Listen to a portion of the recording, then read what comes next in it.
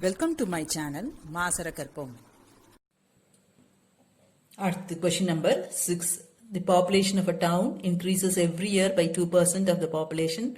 At the beginning of that year, the number of years by which the total increase of population be 40%. Right? 2% increase, adhanala 2 by 100.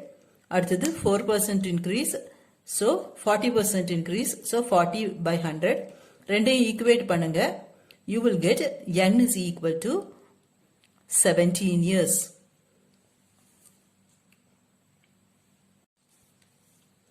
Question number 7, the difference between compound interest and simple interest. நமக்கு தெரியும் simple interest I1 ன்னு வச்சிருக்கேன், PRT ஃபார்முலால போட்டிருக்கேன். நம்ம principal தான் கண்டுபிடிக்கணும். ஏன்னா நமக்கு என்ன கொடுத்துருக்காங்க, சிம்பிள் இன்ட்ரெஸ்டும் காம்பவுண்ட் இன்ட்ரெஸ்ட்லையும் போட்டு எனக்கு கிடைக்கிற மணியோட டிஃபரன்ஸ் வந்து இதுன்னு சொல்லியிருக்காங்க 110. அப்போ நம்ம சிம்பிள் இன்ட்ரெஸ்ட் கண்டுபிடிச்சு காம்பவுண்ட் இன்ட்ரெஸ்டும் கண்டுபிடிச்சு ரெண்டையும் சப்ராக்ட் பண்ணணும். பிரின்சிபல் வந்து நமக்கு தெரியாது, அந்த பிரின்சிபல் தான் நம்ம கண்டுபிடிக்கணும். So keep it as P அப்படியே இருக்கும். மற்றதுக்கு எல்லாம் சப்ஸ்டியூட் பண்ணுங்க. ரேட் ஆஃப் இன்ட்ரெஸ்ட் தெரியும் 6%, இது சிம்பிள் இன்ட்ரெஸ்ட். அடுத்தது காம்பவுண்ட் இன்ட்ரெஸ்ட்ல வந்து compound interest is equal to amount minus p. நமக்கு amountக்கு தான் ஃபார்முலா தெரியும். ஸோ அந்த ஃபார்முலா போட்டு கிடைக்கிறது வந்து அமௌண்ட். எனக்கு காம்பவுண்ட் இன்ட்ரெஸ்ட் வேணும்னா அமௌண்ட் மைனஸ் பிரின்சிபல் பண்ணியிருக்கணும். ஸோ நான் அது அமௌண்ட் மைனஸ் பிரின்சிபல் பண்ணிட்டு இந்த ரெண்டு டிஃபரன்ஸ் நமக்கு கொடுத்துருக்காங்க. காம்பவுண்ட் இன்ட்ரெஸ்ட் மைனஸ் சிம்பிள் இன்ட்ரெஸ்டோட டிஃபரன்ஸ் தான் 110.16. ஸோ அதை ரெண்டையும் மைனஸ் பண்ணுங்க.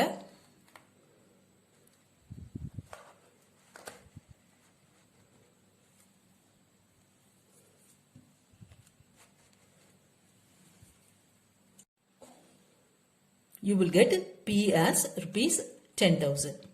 அடுத்தது, the useful life of a machine is estimated to be 10 years and the cost is 10,000. Rate of depreciation is 10%. The scrap value at the end of the life. அப்போ நமக்கு இது வந்து principal, scrap value கேட்டிருக்காங்க. அப்போ நம்ம A கண்டுபிடிக்கணும். Substitute, simplify, you will get 3,486.78 rupees.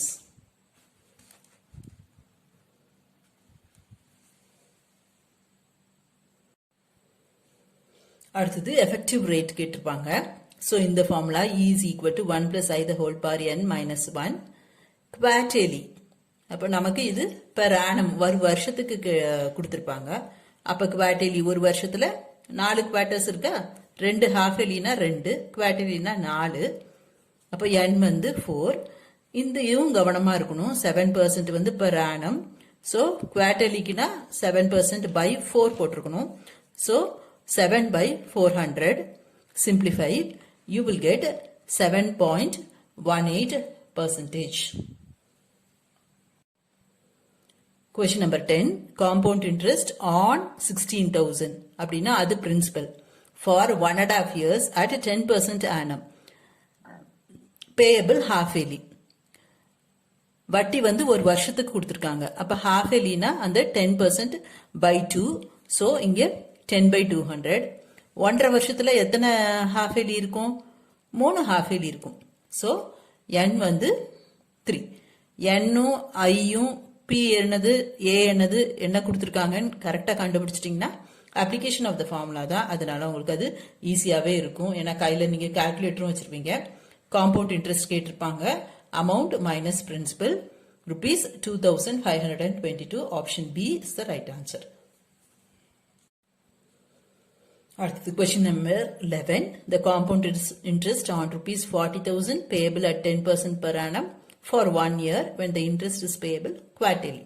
அப்போ ஒரு வருஷத்துக்கு 4 குவார்டர். அப்போ n வந்து 4. 10% per annum கொடுத்திருப்பாங்க. அப்போ நம்ம குவார்டர்லினா அது டிவைடட் பை 4 போட்டிருக்கணும். அவ்வளவுதான். சப்ஸ்டியூட் இந்த formula. You will get the answer.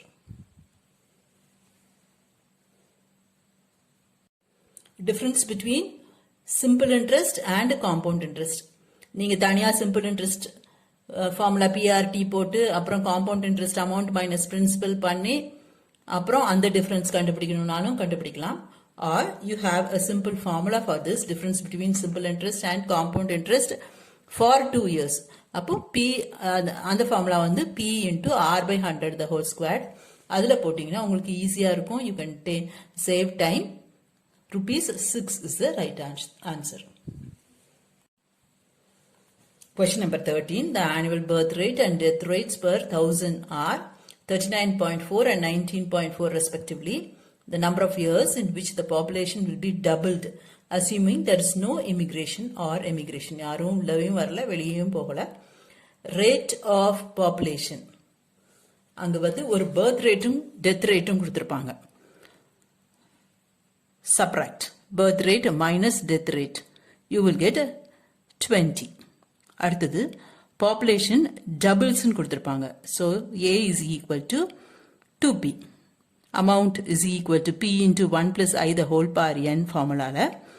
A is 2P, P is P, then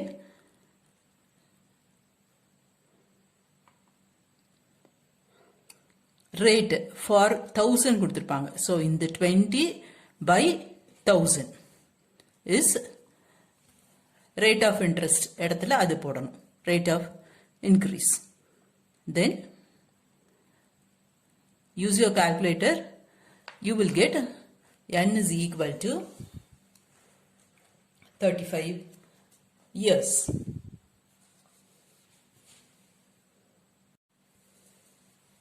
Calculatorல 1.02 into equal to அமுத்திட்டே வரும்போது உங்களுக்கு left index என்ன வருதுன்னு பாருங்க. அதுதான் உங்களுடைய answer 35.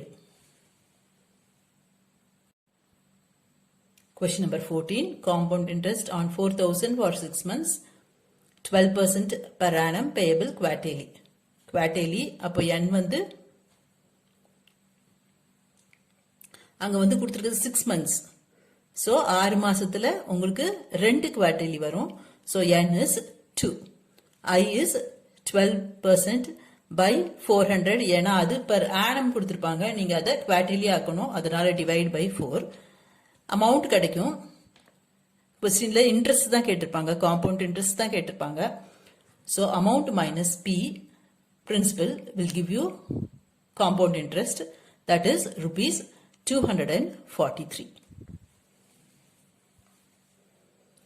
Hope this video is useful to you all. Do like, share, comment and subscribe so that you can track and crack. Thank you. Hope this video is useful to you all. Do like, share, comment and subscribe so that you can track and crack. Thank you.